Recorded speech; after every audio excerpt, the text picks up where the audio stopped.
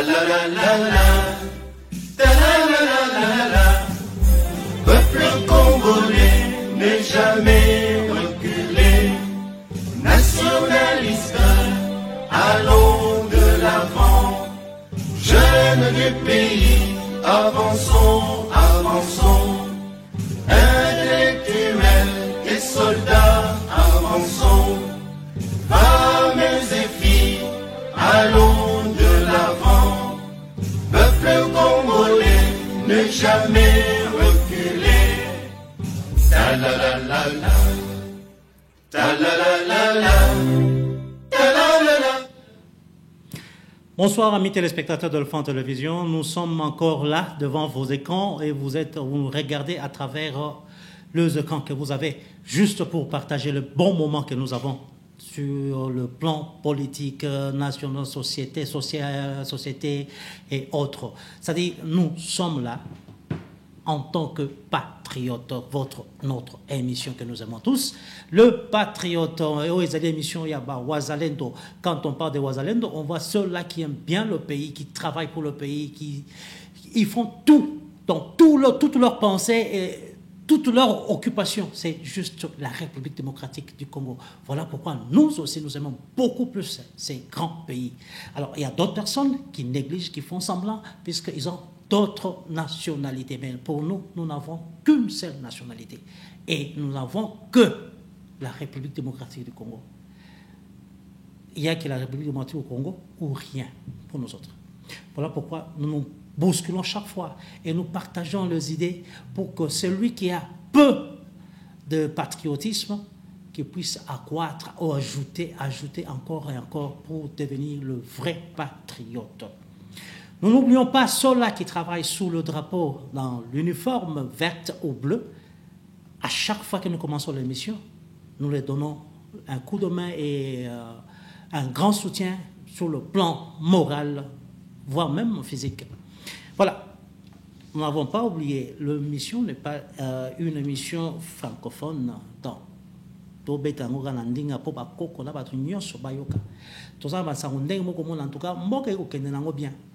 mais il y a ba kokoso mike o photo bongi sa po ete makamunyo so ke na lolenge sengeli ndenge ka bomoli forma mi liboso habitando na bino ike ba komi wana nouvelle usine ou soit une nouvelle usine de transformation de maïs, pas à Kinshasa mais à Kananga. Et à l'inauguration, on va parler de ça. C'est le plus grand sujet. Vous allez savoir pourquoi nous avons choisi ces sujets et pourquoi parler de cette usine de transformation. En tout cas, nous sommes très contents de ce genre d'œuvre. Ce que nous avons et que ça c'est pour des bases kutu ya mboka, des bases ya makambu nyonso. Mais to bandana na basango ndenge na lobaki bato ya mampinga. Et que ça la place mingi soki to te bango pembeli mais bino pe bato ya mampinga ba o ba ko sala musala na se ya bendele na sokoto ya vert. Ah, na kolobela nanu bato bazana sokoto ya vert po bango nde bazali presque pour na ko gérer ba frontière na biso et ba o ba ko sala na sokoto o ya bleu bango bazana kati pour na ko maintenir ordre ya ba population oyo bazaba bana Congo o bazana kati ya mboka na biso mais lelo na mekana koloba mingi na ba oyo ba ko lata sokoto ya maya pondu sango etombe ekwei lelo boye na ba ouele ezali bongo côté ya Équateur bazako benga Équateur munene bakabola ngwe koma ouele na ba ouele mais maintenant toko beta lisolo ya ba ouele lelo o esalemi ke bato misato ba we na ba ouele ba we wapi ba we na lolenge nini ba we poete batomboki oyo ya seleka bazako benga ba centre africain o bazaki ko sala désordre na Bangui o bazali na Zamba o ba bengi ba rebelle ya seleka ba kotaki na mabele na biso na mboka na biso na ba village na ba mboka oyo mboko ba bengi mboko ba bengi ni pardon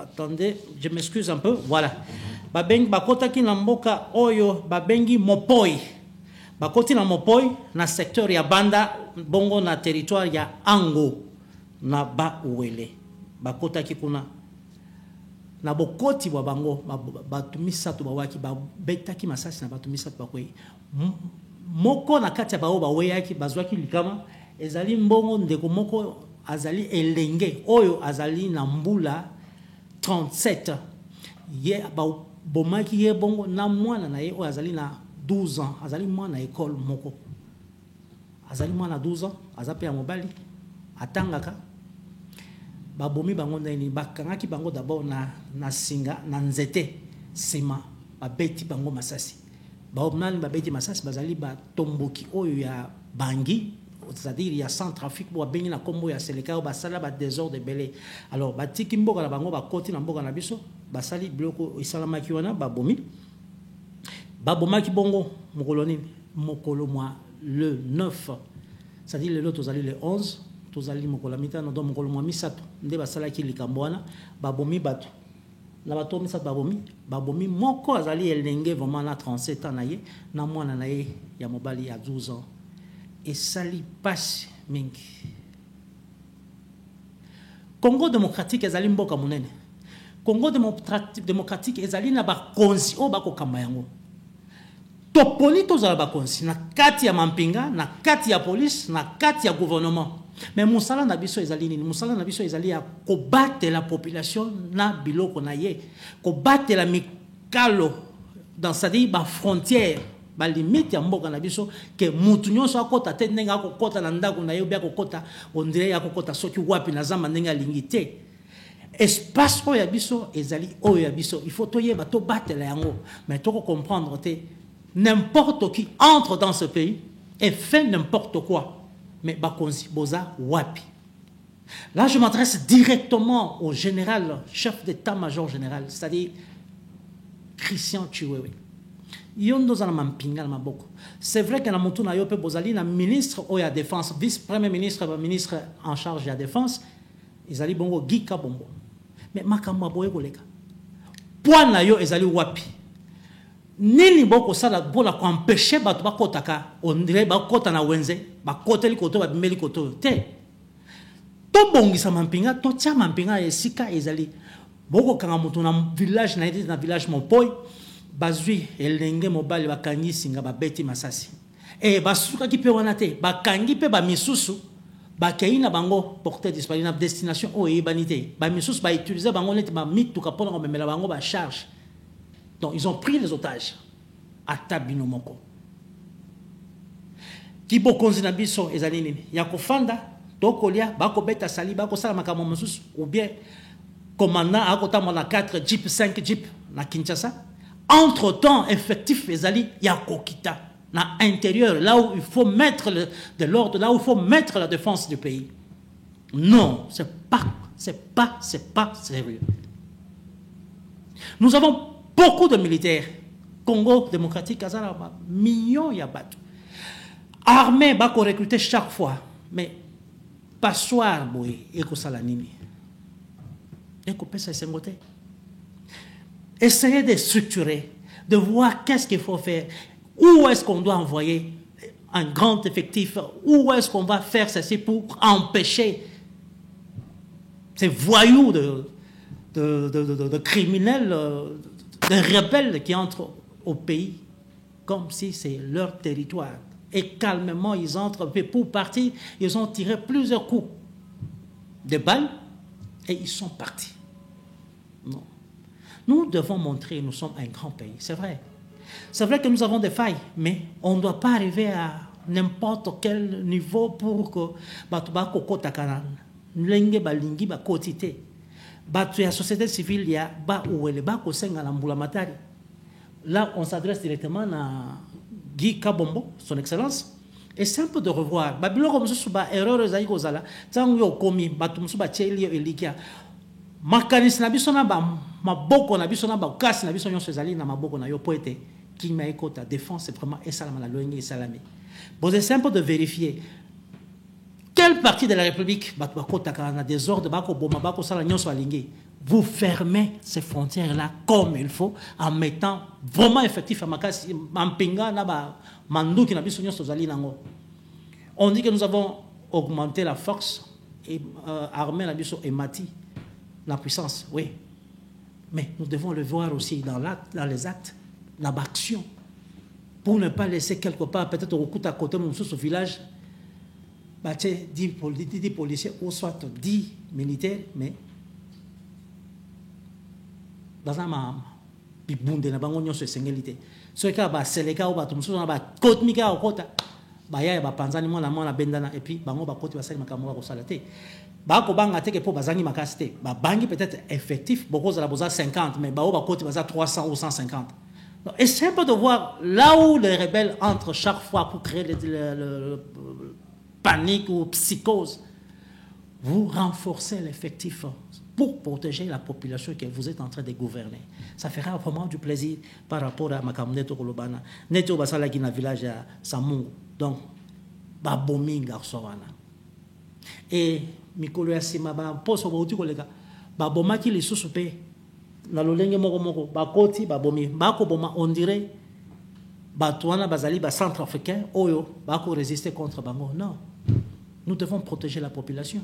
On ne doit pas chercher que ceux qui makamboye boyo qui angonde bokomo le tosa la nini. Non, anticiper chaque fois en air tout ça dégem bakoto nyonso. C'est pas possible. On doit chercher à trouver la solution na lolenge akosala poike Batouba à la protéger, Ndenge et Sengeli. Voilà. Là, je voulais insister un peu pour la sécurité de notre pays. Les gens, oh, bako ça la sécurité en boka to sengibino. Toza ko sekate, mais toza na souci que makambo el la lolenge et Sengeli soutien la biso ezali que protection ezala vraiment. Ba frontière ezala vraiment protégée partout les quatre coins. Toza la terre toza beaucoup plus concentré na est. Au moment où côté mususu eza moi nini mutu musako kiko kota koti na bimbi sans problème sans que mutu atuna yeke okay wapi ou utu wapi bozo ndo sala nini on doit protéger et puis on peut pas laisser les gens un groupe de gens entrer dans notre pays avec les armes non pas du tout boli misabo mona kana to kotoka wana eza système ba œuvre ya snel eza moi pas mingi. Je pense que qu'on réhabiliter la situation dans le lenge to lukanyo sobo to banda ko souffrir dans le lenge to ko souffrir a boité. Voilà. To meki ko zonga na mboka mokonzi Kinshasa wapi kuna to mona ki bakonzi oyo ya ministère ya intérieur ba uti ko pesa mituka ya sika na inspection générale ya police. Ezali bongo Jacquemain Chabani ou azali ministre vice-premier ministre ministre en charge ya intérieur a pesi bango ba mituka ya sika. Oh, babenga bela kilométrage 00 apesi bango po bobanda ko memela bango basi na bango malango na wezete apesi na inspection générale de la police pona ko sala lango musala kalezala ki soki bapesi mutu ka bongo okomona mutu kana komi commandant ou général ou colonel azana charge ya supervision ya iloko na akomima bapesi mama bakomi kotika na wenze nango na mutu kate mutu kana za pona musala na te mutu kana ezali pona ba descente na ba na terrain, c'est-à-dire kota la bango moko batali ici yango bongo ezalaki ezwama ki pe na maboko ya colonel ya Mouchid je pense que Mouchid oyo ayambaki ba mitokana atali ici pe alobi ete ndenge bazu yango za pona kokita nango na terrain batala banani bazo corrompre na nzela nini ko leka esika nini pona ba intervention rapide babanda ko sala nango musala ezali eloko moko ya sengo makasi. Et puis batala ka ba tracasserie ni de ko salama alors et ko sala pour ko faciliter bango ma mobilité pour que musala et salama lolenge et sengeli coup de chapeau na gouvernement na 4 véhicules ya sika apesi na nini zate ya occasion ya sika penda ba benga bakino benga mombamba eza eloko moko ya malamu soki to longa na mboka mokonzi Kinshasa to kei bongo non na monito tika nano na mboka mokonzi Kinshasa pour to zali na nsango mususu ya Kinshasa oyo ya service national. Service national bongo auti ko pesa a équipé ba commune zomi na mitano c'est-à-dire 15 communes oyo a pesi bango ba kitina ba divan oyo ba kotia ba bureau na bango a procéder ki bongo mokolo wa misato le 9 le soso to koloba a pesi ngo na ba bourgmestre ya 15 communes ya Kinshasa. Produit na bango na euti ba saleli yango na menuiserie na bango ya service national o ezali na nsele o ba fabriquer ba nani ba fabriquer ka ba biloko na ezali ba oyo toza ko benga kala ba kuluna alors ba oyo ba kendaka kanyamaka sese ba oyo ba zwaki motema ya ko salela mboka ba ndimaki ba formaki bango et puis ba kei kolongo koyekola na komi pesa na motema mobimba misala ezalaki ebele ba misusu basalaki mpona kotonga bandaku ba misusu basalaki mpona ba charpente ba misusu basalaki na menuiserie ya kosala bakiti baban badivan biloko nyonso wana. Alors na atelier na bango wana nde bapesaki babimisaki ba au moins 500 tables ya bureau, babimisi 1000 chaises, babimisi 1000 armoires mpona batribunaux. Alors bapesi na babourgmestre pour la récupérer. Ils ont eu le mot à malam. Batali qui est au leke, mon solo l'état, mon longue, mon kendo somba. Et puis autre des fois, basoma ba bureau, mon sous zaga, ba carton kaka ba salisa ba mélangeant la ba col, ba embellir l'icolo, so ibe beauté au mérité. Mais o ezali ma baya o yabiso, service national a zui pena, a fabriquer nango. Et puis à Pessi, na ba commune, pour être ba commune, ba mega commission nango, na kosala musala, ya mbulamatari na lolenge et sengeli. Voilà. Tant que l'on a mokonzi, mboka mokonzi Kinshasa, to ke wapi kuna na mai ndombe. Na mai ndombe batali biso ke mampinga na biso ya FARDC estalaki affrontement na ba tomboki o ba bengi na molopoto ba milicien ya mobondo. Bana oyo ba zai ko boma na entre bango na ba teke na ba bayaka. Bo ba bengi ba mobondo. Bamobondo basalaki affrontement na ba militaire mais ba bomi bamobondo au moins 10 o ba kufaki na affrontement wana na FARDC isalama gyopi na kwa muntu isalama na kwa muntu na mukoloni ni ezalaki mokolo butu bwa kotani sa mokolo mami bale comme uti koleka butu ya mokolo mami bale ya mardi pona kotani sa mercredi nde isalama ki bongo le mokolo wala 9 isalami na Lwenge et puis na Nicolas makamnenge salama gana mamo bondo akufi 10 babotoli bango 6 armes na 6 armes na bazana Kalachnikov moko 47 AK47 moko bazui 5 calibre 12 oui baba bondo ko benga popopo bazali bango babotoli bango et puis na ba machette.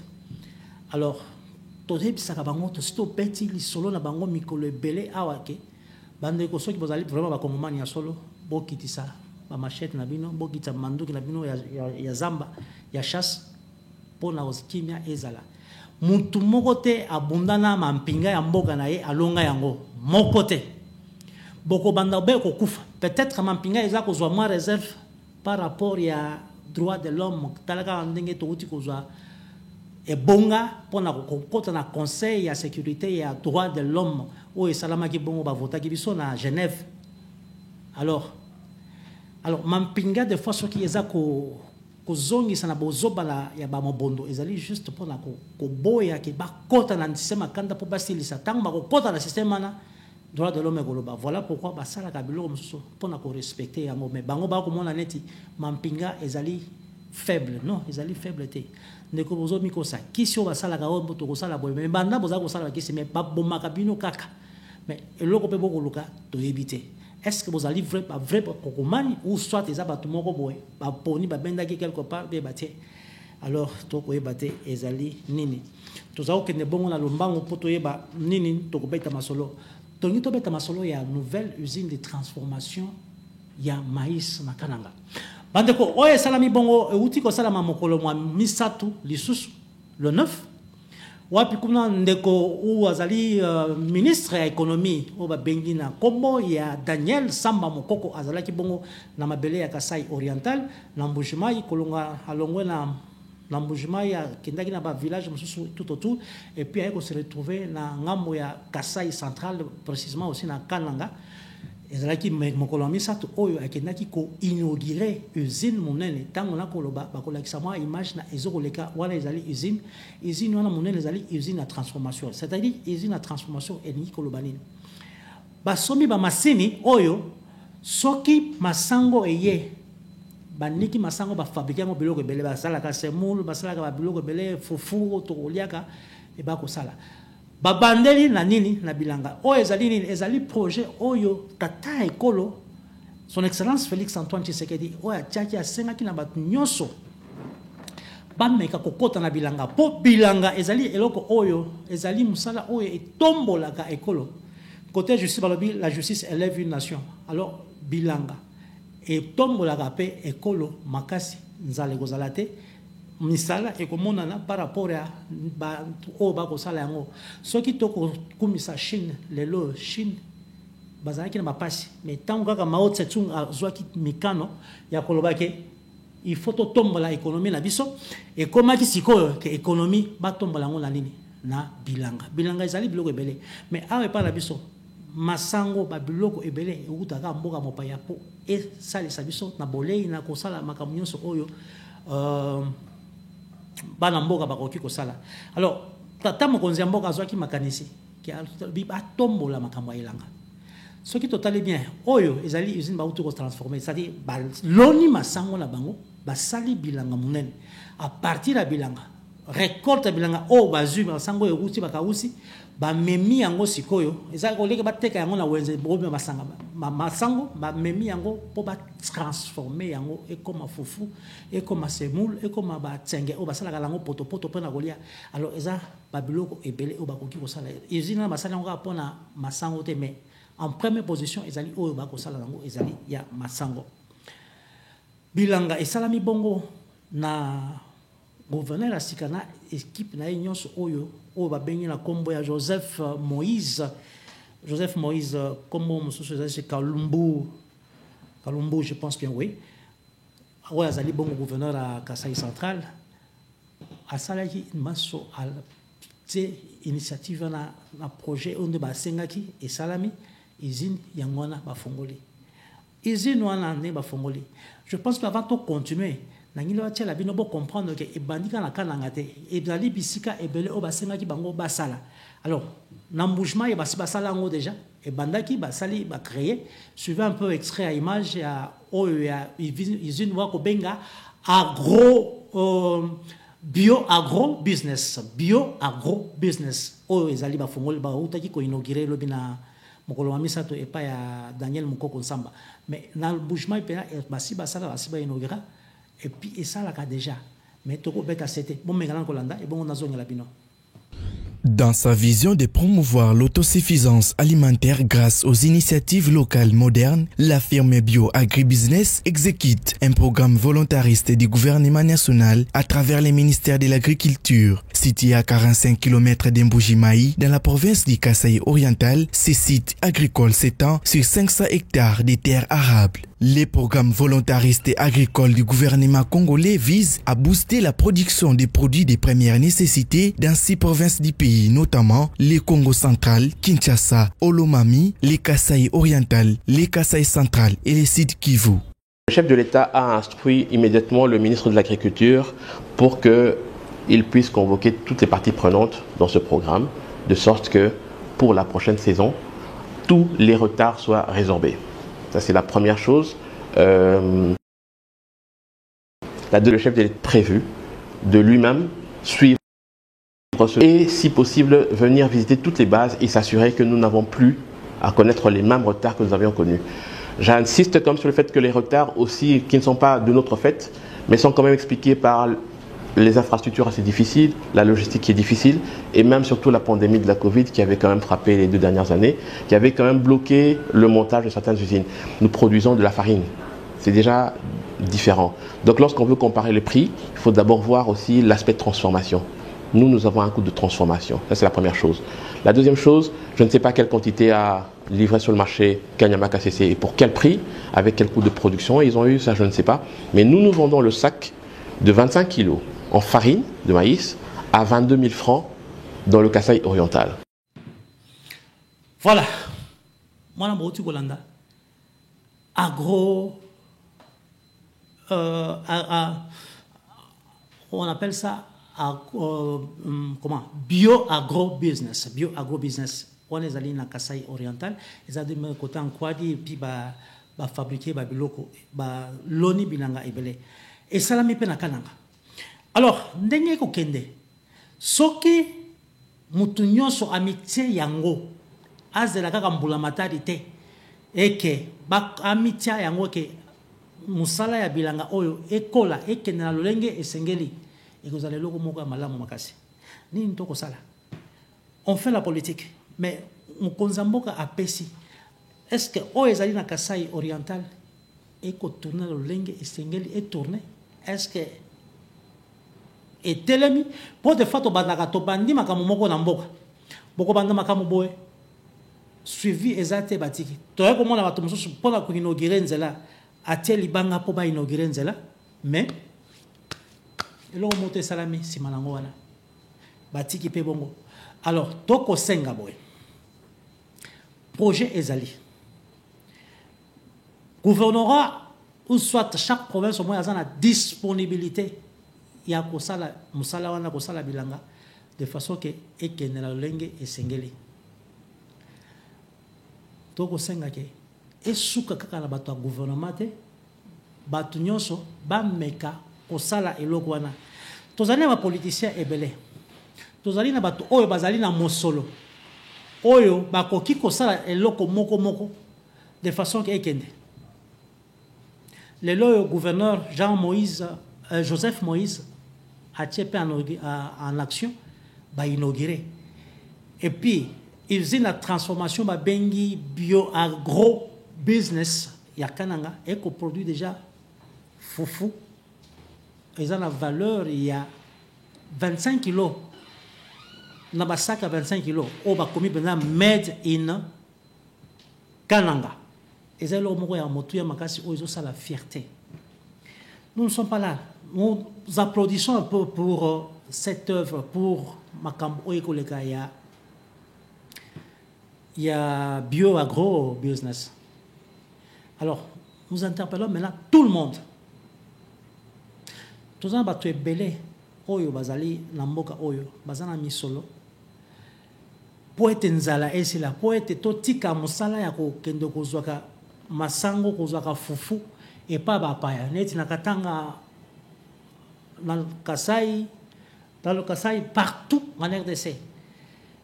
Imaginons que totier ba bio agro business na province dans 26 provinces au moins un peu production. Alors je ne parle pas d'abord dans 26 provinces nazo bandana nazo ciblé batumoko pour être banamboka bazala na kimia kolia la bango ezala na kimia makamu nyonso esala malolenge esengeli ete to meka kotsala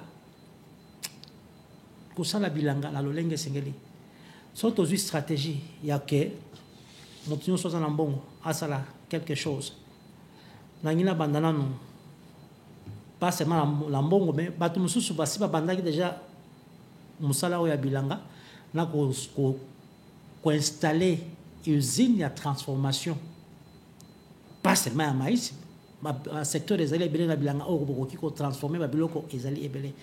Je pose un peu la question là, je rentre d'abord dans Okatanga, c'est-à-dire pas à Jacques Kaboula Katwe. Son Excellence, je suis fier de vous. Opsali Bijoumoko Kitoko Makasi pour la province au Bosali Assemblée, il y a pour nos députés, place par nos salam salamango, Bijoumoko Kitoko. Je ne sais pas, puisque je ne suis pas informé par rapport à bio-agro business. Est-ce que vous avez pensé aussi à faire le champ, à faire Babilanga au Netoloba? Pour ceux qui m'ont solognon sobo chewana pour la construire en gros, ils ont le malamu pour la faciliter, qu'on peut ça faciliter à misala na ba oyo ba ko travailler pour la population. Si vous avez déjà mis ça en marche, boté Bossali bilanga, c'est gouvernorat d'abord, et ça la bilanga nango. À part gouvernement provincial, il y a au Katanga et zanango. Bossali bilanga, Bossali bayuzi nuana, Bossali minoterie. Kala toza ko liaga biloko na la Katanga na minoterie de Kakontwe. To lia fufu benga bukari wa Kakontwe. Hein? Et ça déjà biloko mo za ko exister. Ce qui est comme moi faillite pour remplacer, pour changer Babylone comme ça, pour qu'on pèse un peu punch et de façon qu'il y ait des boissons. Mais entre-temps, le gouverneur Katanga a un champ privé, il y a Bilanga. Ce qui est du gouverneur, il y a un moment d'abord, et Zui, à peu près 200 hectares ou 500 hectares. D'abord, et commencer la Bilanga. Et créer, et le Waliboso emploi. pour bana Congo mususu bazali na katangana bakosala musala na kati bilangana et puis production ya bilanga o bakosala na gouvernorat ana et ko bimisa masango bimisa biloko mususu akolia o bakotina bilanga o ekosali sa peuple congolais pour être alliance à la ezalate tolongwe wana vous êtes le top représentant du gouvernement national de la province. Et si je parle de M. Jacques Kaboula Katepo, œuvre à salir salanga bien. Mais exemple, toko pesa na ye. Donc, toko kiko bongo lango na ba gouverneur nyonso. Ozui, on intimé ordre na ba compagnie nyonso o ezali ko extraire minerai na Katanga. Ba mining nyonso na. Chaque mois compagnie est dans la bilanga moko au pesi mango peut-être pas exagérer te ba ko matana ba 400 ou 400 hectares ya bilanga o ba ko sala de façon que ba sali yango pena ba minoterie na bango pona ko sala fufu. Imaginez un peu ba oyo nyonso ba ko sala ba compagnie nyonso na yo ou soit au talipe ba o baza ba magasin baza na mbongo ebele bango pe basala bilanga ba travailler la bango ba ko profiter dans la carte mais entre temps bato ba ko sala bilanga ils seront engagés ba ko profiter ba ko tirer profit nango et fin boko mona que production vous allez ebele masango vous allez rematate fufu et ko bango allez nasser et la Zambie a vous a na valeur et pas la bisoté côté fufu peut-être on va traiter pour autre chose. Eza makanisi to pesi mais ce qui déjà eza besoin de projet les akokende eza eloko moko ya kokumisa makasi na longola na ba gouverneur puisque exemple na pesi ça sera pour la même chose surtout na lwala ba kolezi o ba compagnie ba to belé ba koti kuna ba ko sala misala ba ko zwa ba diamba ba minerai o to zali nango est-ce que madame Fifi Masuka bio agro business bozanango. Est-ce que au Tchaka eliki ape mo lende na yo ya kosala bilanga ozala bilanga pour bana nyonso ya lola ba balia biloko obe ba ko produire na mabele na bango à part ba minerai o ekosala mosolo poto tonga to soma ba machine pe mosusu mais entre temps mabele na biso que gouvernorat ou soit gouvernement provincial ya Katanga asali bilanga moko munene peut-être bozala possible sali bilanga mais moi j'ai fait un peu de recherche je n'ai pas encore vu peut-être botier la kango publicité makasité ce qui ezali ya bino lo sako ya ngoyo to pesi pona eloko bongo mais ce qui ezali te pensez aussi à ça gouvernement provincial ya lwalaba bazana bilanga na bango ba créer pe usine de transformation de façon que bana ba bandosaka misala te ya ko bimisa minerai mais bazwa pe façon ya ko protéger population pour sur le plan alimentaire et ko sala mo malam et puis botindi ki na ba compagnie nyonso na chaque compagnie au moins ala na bilanga na yebo pesi bango esika basa na bilanga tant ba ko sala bilanga masango ba mbala ba biloko nyonso ba ko produire na bilanga na bango tant ba ko tchama na marché vous verrez que et ko sala sa bala mboka et puis ba ko lia ba ko tonda ndenge sengeli. Là je parlais ba gouverneur pour ba misus déjà ba se ba kei na Kasai oriental na la route la sabino vidéo mais je voudrais parler aussi de ma parti politique. Parti politique, vous êtes là, vous cherchez seulement le pouvoir. Bon, membre Rabino Bazali est belé. Là, je parle, j'ai ciblé d'abord quelques partis politiques. Je commence par l'UDPS, AFDC de Bahati Lukwebo, UNC de Vital Kamerhe, UNAFEC, Nayogo Bagisarabino, Bébé Nabino Babengi, ADEFAT. UDPS. Beaucoup de gens qui sont dans l'UDPS, ils s'est disputent, Baboto là-bas, siège, il y a SG, Kabouya Alongwa, secrétaire général, oui. Est-ce que vous avez un projet qui beaucoup de choses la bilan, moko monene, bozu ata 500 hectares, oyo UDPS azui, a commis que ça la bilan, et ce qui bozu ango ke boche ango en action, vous verrez que les membres de la bilan moussous seront engagés dans faire la bilangana, je m'excuse, et que la production na bino et que misabilo kwa kolia et puis tant que comment on marché et que quitte ça ce qui peut misabilo na bino besoin de transformer en oui si vous besoin installer ba machine à transformation vous vendez à ceux-là qui ont déjà des machines à transformation bo sali en et puis si batubilo kwa kolia et c'est le moment makasi inauguration ya ndenge basala route ko inaugurer na kananga yango epesi na ngai facilité que naie bisabino bata IDPS quand on parle des forces du progrès bozi batunyo sa force du progrès Jacobe yoza kana bango moi ma misolo bo sangisa kana na obo ko zalango bo sengi pendant na gouvernement na parti bo sangisa poto sala bilanga bo sali bilanga d'abord IDPS c'est pas tout le monde qui sera dans le gouvernement c'est pas tout le monde dans la ministre ou député non le reste ba baza kuna baza basi ba koti ba renforcer bino na bamboko na ba tracteur ba kamomosusu mais entre temps ba chef il y a un village, je ne sais pas coutumier, Pestibino et Sika, Bosombi, Bossali Bilanga Ponamboka. Vous allez engager beaucoup de gens, vous allez transformer, vous allez donner à la nourriture à Batomsous, au Baba Kongomani Bazali, et puis Toko Zoali sous Libandate, Toko vivre bien, ou Toko Bikala, ou Tozanango.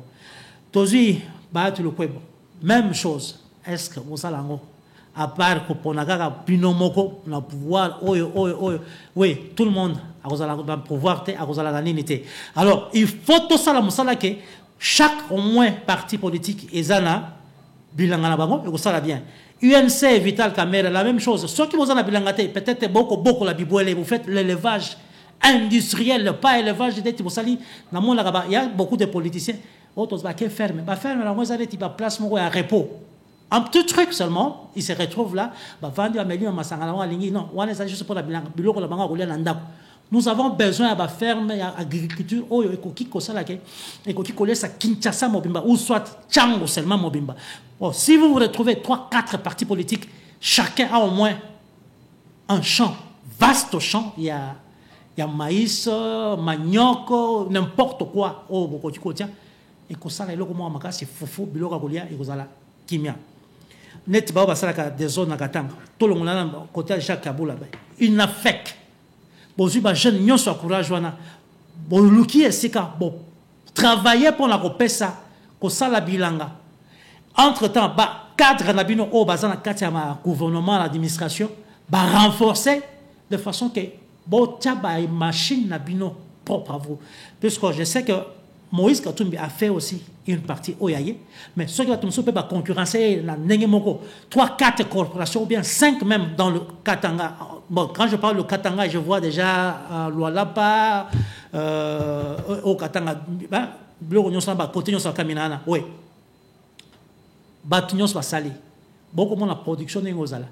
Alors, ce n'est pas quelque chose qu'on peut négliger. Tracteur, Balobaki et Kokokota, ils ont un problème à douaneté. Et ça, bilo mosi faut foutre peut-être que ça est amiqué. Bilo ko foutre ba mituka luxe to magana mais au lobo so ma mituka luxe bo so mina mituka pour na ko protéger et pour na ko renforcer ba partisan ba parti politique na bino et ko ça là eloko makasi. Est-ce que vous comprenez au moins ce qu'on est en train de dire pour être tokende. Tala lelo ba inaugurer na kananga usine à transformation. Et c'est le mot makasi pour le peuple congolais va se retrouver.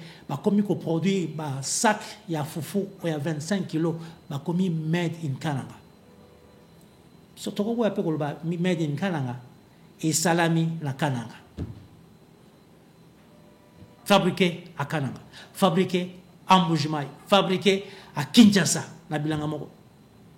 Malgré que tout le monde a dit que il y a matata pour un problème comment on appelle gros parc agroalimentaire on a besoin de ce combo Bukangalonzo voilà Bukangalonzo ils ont dit projet malam mais et tire le salamate mais bon mais quand on bosse na mais bon créer l'homme pour par chaque parti politique ce qu'ils ont à bilanga lango ce qui au sali bilangate peut-être qu'on ça élevage même il y a des vaches, il y a des cochons, il y a des lapins, mais est-ce que la tête élevage moko ya moké non type il y a élevage industriel et puis ce qui monique production bien comme magas beaucoup qui peut mettre usine il y a transformation où vous utilisez même peut-être viande en boîte de corn beef hein corn beef n'est pas le bagangwana beaucoup qui ça lango beaucoup qui peut ça là ma mille qui net comme on le fabrique ma mille qui na goma na ba fromage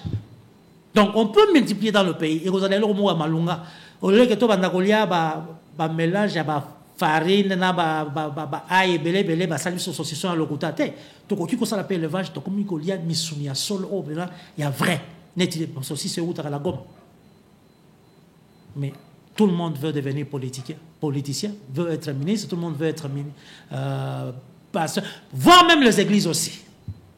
Une église, l'église Songolo, vous avez bilanga moko munene, mais vous avez ma membre.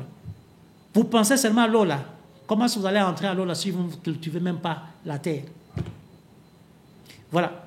Donc, c'est-à-dire, bandeko tozana esengo mingi po biloko la ndenge ezako kende ezako pesa biso esengo ndenge ba inauguraki mokolo mwamisa tumoti koleka usine na transformation ya maïs na Kananga ba komi ko fabriquer ba sac ya fufu ya 25 kg ba komi made in Kananga.